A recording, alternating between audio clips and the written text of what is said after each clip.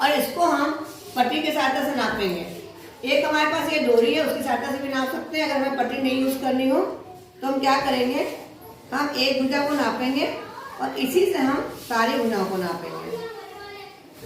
देखिए वो, और ये तीसरी। ठीक है, अब हम क्या करते हैं, पट्टी से भी नाप के देखते हैं इसको।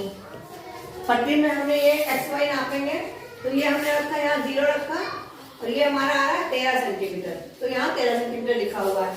फिर वाई जेड नापेंगे, ये भी हमारी 13 सेंटीमीटर आ रही है, और एक्स और जेड है वो नाप के देखते हैं कितना आ रही है, ये भी 13 ही आ रही है।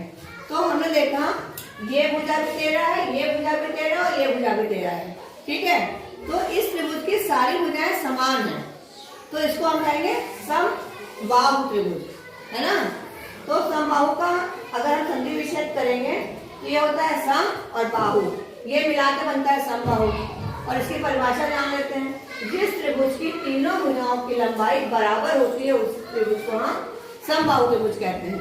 ठीक है, यानी कि अच्छा, इसका मतलब क्या होता है, सम मतलब होता है समान और बाहु मतलब होता है भुजा, यानी जिस त्रिभुज की तीनों भुजाएं बराबर होती है उसको समबाहु कहते हैं, और इसका मतलब होगा समान भुजाओं वाला। ठीक है, तो समबाहु को समझ में आ गया। समबाहु मतलब, समबाहु मतलब क्या हुआ, समान भुजाओं वाला। ठीक है, उसके बाद हम बात करेंगे समद्विबाहु की।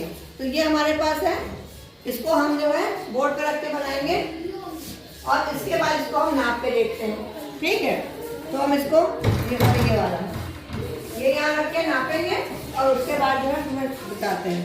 तो इसको हम क्या करेंगे, नापेंगे इधर, ये हमारा हो जाएगा, ये हमारा 8.5। ठीक है, इसको नापेंगे, ये हमारा आ रहा है 13 सेंटीमीटर और ये हमारा आ रहा है 13 सेंटीमीटर। तो हमने देखा इस त्रिभुज की दो भुजाओं की लंबाई बराबर है और एक भुजा की लंबाई अलग है। ठीक है, तो जिस त्रिभुज की दो भुजाएं बराबर हो उस त्रिभुज को हम समद्विबाहु त्रिभुज कहते हैं। समद्विबाहु मतलब होता है, सम मतलब समान, द्वि मतलब होता है दो, बाहु मतलब भुजा, यानी कि समान रूप से बराबर वाली दो भुजाओं वाला। तो समद्विबाहु वाले में क्या होगा, कितनी भुजाएं बराबर होंगी, दो भुजाएं बराबर होंगी। जिस त्रिभुज की दो भुजाएं बराबर होंगी उसको हम कहते हैं समद्विबाहु। और इसको हम इससे भी नाप के दे सकते हैं डोरी से। ये भुजा हम नापेंगे, क्या ये दोनों भुजाएं बराबर है, एक ये नापा, जितनी नाप है क्या यही नाप इसकी है यहाँ पर, इसको भी नाप के देख लेते हैं, है बराबर। तो ये क्या, कौन सा त्रिभुज हो गया, समद्विबाहु। ठीक है।